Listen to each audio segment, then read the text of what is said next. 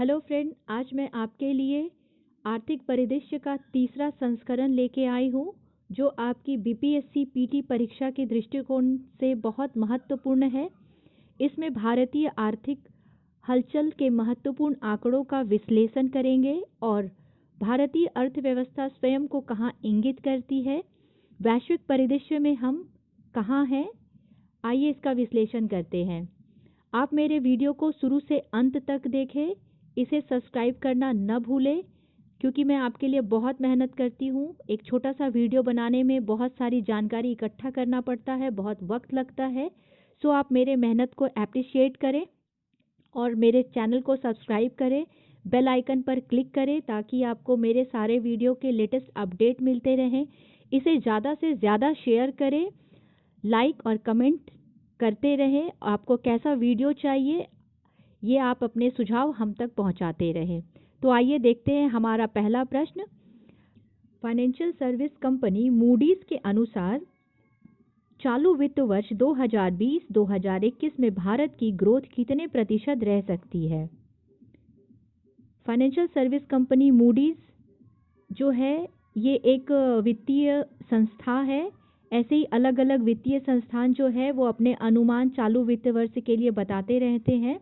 तो इसमें मूडीज के बारे में बताया गया है। इसका आंसर है 0%। फाइनेंशियल सर्विस कंपनी मूडीज ने अपनी रिपोर्ट में चालू वित्त वर्ष के लिए भारत की वृद्धि दर 0% रहने का अनुमान जताया है। इस रेटिंग एजेंसी ने कहा है कि लॉकडाउन की वजह से भारत को बड़ी गिरावट झेलनी पड़ेगी, जिसके चलते वित्त वर्ष 2020-2021 में भारत की ग्रोथ 0% पर ठहर सकती है। हालांकि 2022 में ये तेजी से वापसी करेगी और भारतीय अर्थव्यवस्था की जीडीपी ग्रोथ 6.6% तक जा सकती है। यदि ऐसा होता है तो भारत को मंदी के संकट से निकलने में बड़ी मदद मिलेगी। आइए देखते हैं हमारा अगला प्रश्न। वित्त मंत्री निर्मला सीतारमण ने भारतीय अर्थव्यवस्था में कौन सी शेप की रिकवरी का अनुमान जताया है। इसका सही जवाब है वी शेप। वैसे रिकवरी जो है वो यू शेप की भी होती है, डब्ल्यू शेप की भी होती है, लेकिन अभी जो अनुमान जताया गया है वो वी शेप का है। वित्त मंत्री निर्मला सीतारमण ने कहा है कि भारतीय अर्थव्यवस्था में वी शेप की रिकवरी दिख रही है क्योंकि इस कारोबारी साल की जुलाई सितंबर तिमाही में जीडीपी की विकास दर जून तिमाही के मुकाबले 23% रही। यह बात वित्त मंत्रालय की ओर से नवंबर के लिए जारी मासिक इकोनॉमिक रिव्यू में कही गई। जून तिमाही में देश की जीडीपी साल दर साल आधार पर 23.9% गिर गई थी, लेकिन सितंबर तिमाही में गिरावट का स्तर घटकर महज 7.5% रह गया। रिव्यू में कहा गया है कि इस कारोबारी साल की दूसरी तिमाही में ही वी शेप रिकवरी देखने का मतलब यह है कि भारतीय अर्थव्यवस्था मजबूत है और तेजी से सुधर सकती है। हमारा अगला प्रश्न। आरबीआई ने महंगाई दर को ध्यान में रखते हुए रेपो रेट में कितने प्रतिशत का बदलाव किया है। आरबीआई ने महंगाई दर को देखते हुए 4%, ये बदलाव नहीं है, ये पिछले बार का ही महंगाई दर है। तो आइए देखते हैं इसे। महंगाई को ध्यान में रखते हुए आरबीआई कमेटी ने नीतिगत दरों में कोई बदलाव नहीं किया है, जो 4% है। आरबीआई गवर्नर शक्तिकांत दास ने 3 दिन तक चली कमेटी की बैठक के बाद शुक्रवार को कहा कि महंगाई दर अब भी ऊंचे स्तर पर रह सकती है। हालांकि सर्दियों में इसमें थोड़ी राहत मिलने की उम्मीद है। उन्होंने कहा, महंगाई की दर ऊंची रहने का कारण सप्लाई चेन में दिक्कत है। जानकारों ने पहले भी अनुमान जताया था कि रेपो रेट में कोई बदलाव नहीं किया जाएगा। रेपो रेट 4% है, reverse repo rate 3.35%, cash reserve ratio 3% है और बैंक रेट 4.25% के स्तर पर बरकरार है। देखते हैं हमारा अगला प्रश्न। फाइनेंशियल सर्विस कंपनी मूडीज के अनुसार राजकोषीय घाटा कितने प्रतिशत रहने का अनुमान है? इसका जवाब है 5.5%। मूडीज एजेंसी ने कहा है कोरोना के संकट के चलते भारतीय अर्थव्यवस्था पूरी तरह थम गई है। इसका असर इस साल देखने को भी मिलेगा। मूडीज ने राजकोषीय घाटा 5.5% तक रहने का अनुमान जताया है। इससे पहले बजट में भारत के वित्त मंत्री ने 3.5% तक घाटे की बात कही थी। बता दें कि मूडीज ने बीते साल नवंबर में भारत को स्टेबल यानी स्थिर अर्थव्यवस्था से हटाकर निगेटिव में डाल दिया था। आइए देखते हैं हमारा अगला प्रश्न। वित्त वर्ष 2020-21 की तीसरी तिमाही में आरबीआई के अनुसार भारत की खुदरा महंगाई कितने प्रतिशत रहने का अनुमान है? इसका सही जवाब है 6.8। गवर्नर शक्तिकांत दास ने कहा खुदरा महंगाई वित्त वर्ष 2020-21 की तीसरी तिमाही में 6.8%, चौथी तिमाही में 5.8% रहने का अनुमान है। आरबीआई ने इससे पहले अक्टूबर की मॉनेटरी पॉलिसी में अनुमान जताया था कि 2020-2021 में देश की जीडीपी में 9.5% की गिरावट आ सकती है। तीसरी तिमाही में 5.6 की गिरावट का अनुमान था।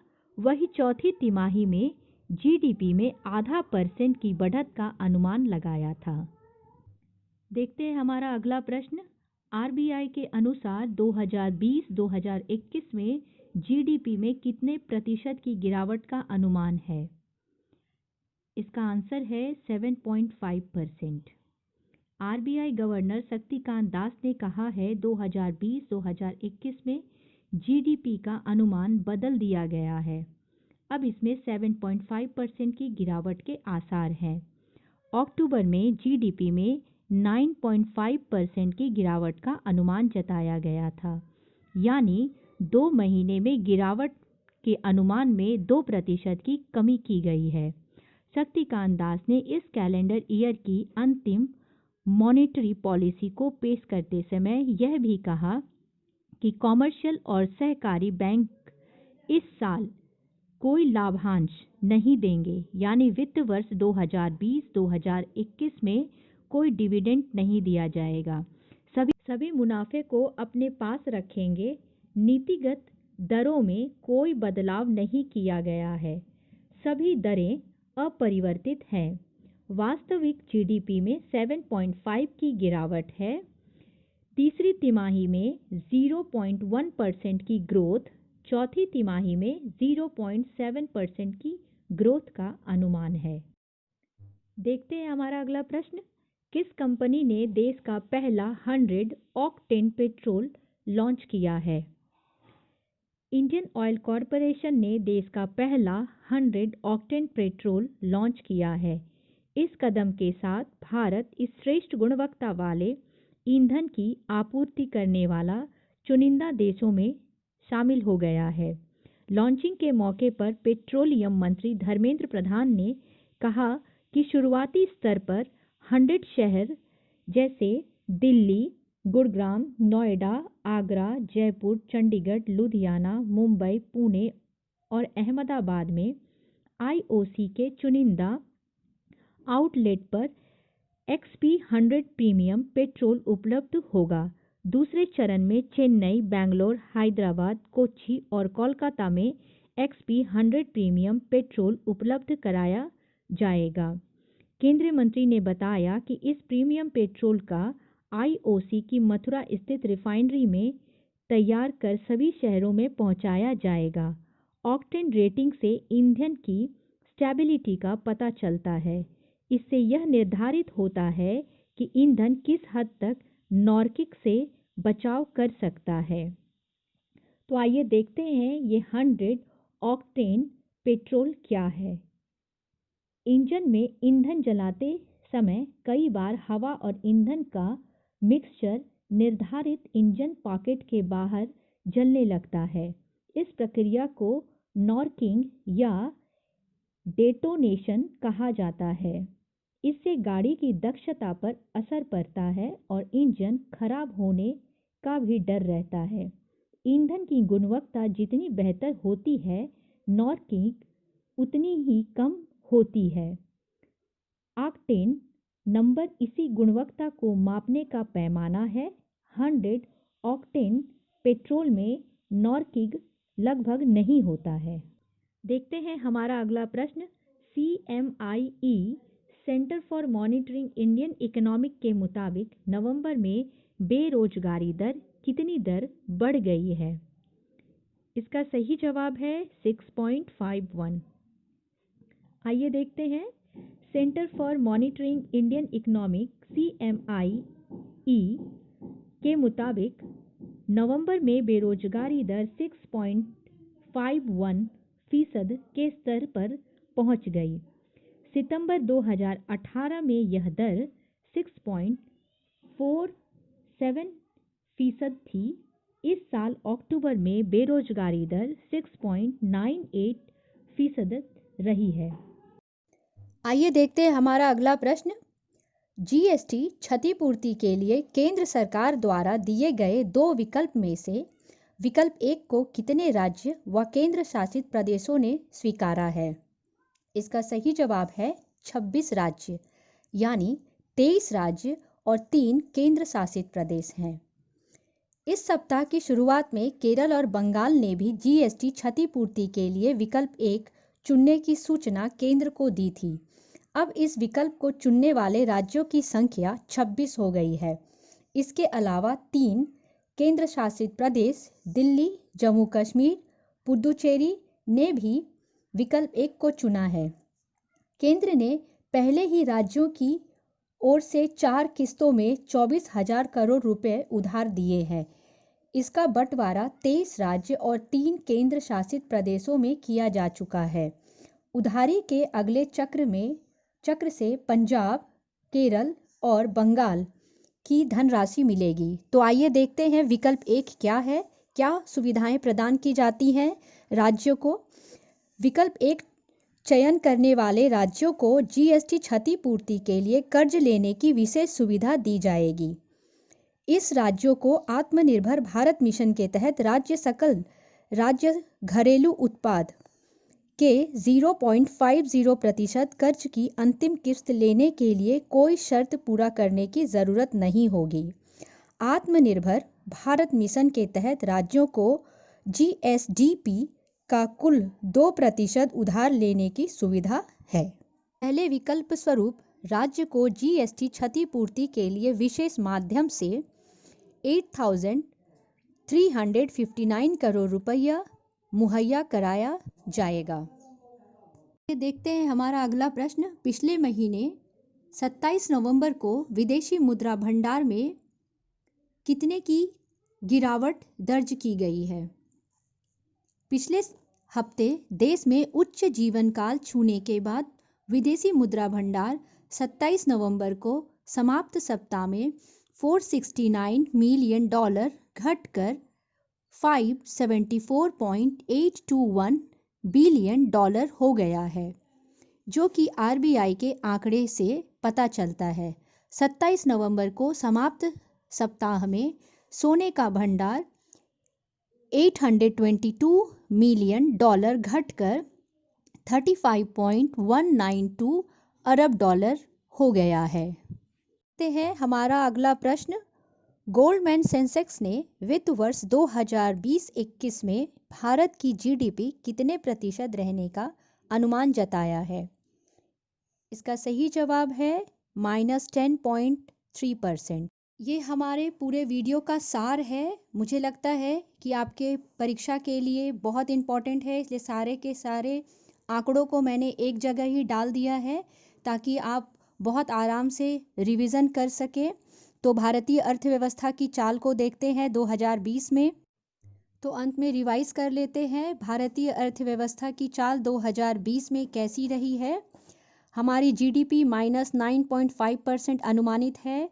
खुदरा महंगाई 7.6 अक्टूबर में है। चालू खाते का घाटा $19.8 अरब अतिरिक्त। विदेशी मुद्रा भंडार 568 अरब डॉलर है। रेपो रेट 4% है। जीएसटी संग्रह नवंबर में 1.05 लाख करोड़ है। पीएमआई 56.3 नवंबर में। Ease of doing business ranking में 2020 में इंडिया 77 स्थान पे रहा है, जबकि 2019 में 63वें स्थान पे था। बैंकों का एनपीए 9 लाख करोड़ के पार हो गया है और एफडीआई यानी कि फॉरेन इन्वेस्टमेंट डी इन्वेस्टमेंट 50 अरब डॉलर अब तक है। मैं आपसे यही निवेदन करना चाहती हूँ कि आप मेरे मेहनत को अप्रिशिएट करें, आप मेरे चैनल को सब्सक्राइब करें, बेल आइकन पे क्लिक करें, ऑल नोटिफिकेशन पे जाएं ताकि आपको मेरे वीडियो के लेटेस्ट अपडेट मिलते रहें। अभी मैं आपका बीपीएससी की पीटी की तैयारी करवा रही हूँ, जिसमें अभी मैं बहुत सारी नई नई वीडियो डालने वाली हूँ, जैसे Bihar current affair, Bihar budget survey, PM and president appointment around the world, युद्धाभ्यास, पुरस्कार और इंडेक्सेस। तो आप जितना ज़्यादा हो सके इसे अपने फ्रेंड के साथ शेयर करें और आपको कैसे वीडियो चाहिए अपने विचार और सुझाव हम तक पहुंचाते रहें। धन्यवाद।